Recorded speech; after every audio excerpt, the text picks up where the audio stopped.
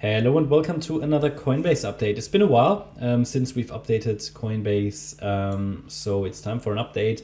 A lot of you have also asked me for an update, so let's go and see. Last time we were looking at two bullish structures for Coinbase. Not really any bearish scenario as a primary, just bullish ones. One with a deeper pullback and one that was supposed to find support in this yellow support region.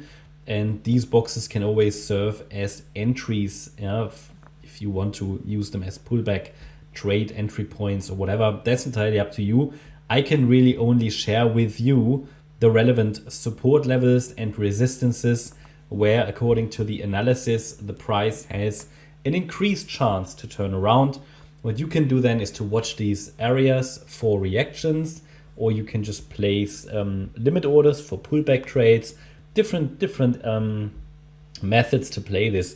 Essentially, I only share with you the market structure, and I also share with you when the market structure changes, and these key levels, these so-called pivot points that allow you to understand when the market structure changes, can act as good entry or exit points, But anyway, let's talk about the Coinbase chart. So we had two bullish scenarios.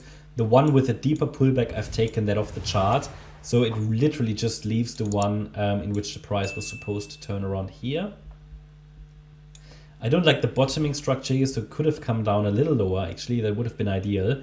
The thing is though, because it didn't, and it has quite an ugly bottoming structure, that still makes me leave a bearish alternative on the chart that we're going to talk about as well. But overall, the situation is a wave 1 to the upside, wave 2 to the downside. We're now basically in a third wave in the directly bullish scenario. Then there should be a 4 and a wave 5. It is a diagonal pattern. It has to do with the subwave structure of this move to the upside. Also with the ugly pullback. So an A-B setup makes sense. And the C-wave rally now unfolding. Talking about this structure now, well, if we analyze the structure, it allows us to understand if we are following the yellow wave count or the white wave count. So again, in the yellow wave count, which is the more directly bullish pathway, we should now be in a C wave of wave 3. That C wave is a 5-wave move. Let's talk about this one first. And in this scenario, we might have formed a local top in this third wave of the C wave. The C wave is a 5-wave move. Wave 1 was likely a leading diagonal. Wave 2 completed here end of October. The third wave was a very long and aggressive move. Then a wave 4 could be unfolding right now. Strong pullback today, and the wave 5 can still unfold. Ideally, we are not going to break below $103.58 in any pullback now, but this is overall now the support area for yellow wave 4, which means that as long as we're holding that, we should be able to get a 5th wave to the upside as well. So this is 4th wave support. The 50% retracement level is $96.20. The 38.2 fib level is $103.58. That's the ideal target usually that we use for a wave 4. The 50% fib level is already a deep wave 4. And again, that's at $96. But as long as we're holding that, the 5th wave to the upside is still a valid assumption, a reasonable assumption. So that's what I would prefer at the moment, to sort of grind higher in a 5th wave of a C wave of a 3rd.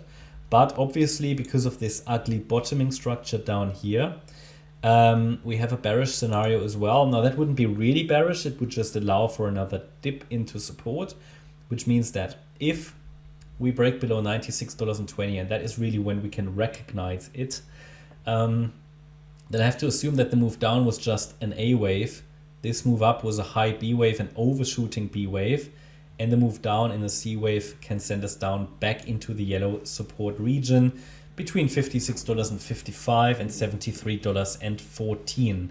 So basically back to where the price originally turned around.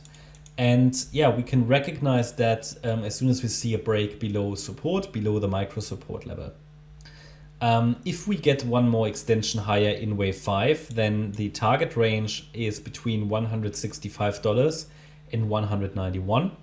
with an ideal target for the A to C ratio. So wave A, this one, yeah, which topped in July. The B wave pullback allows us to use the Fibonacci extensions to calculate an ideal target for wave C, and that's at $170.85. But overall, for generally the third wave, the ideal target range is between $164.90 and $191.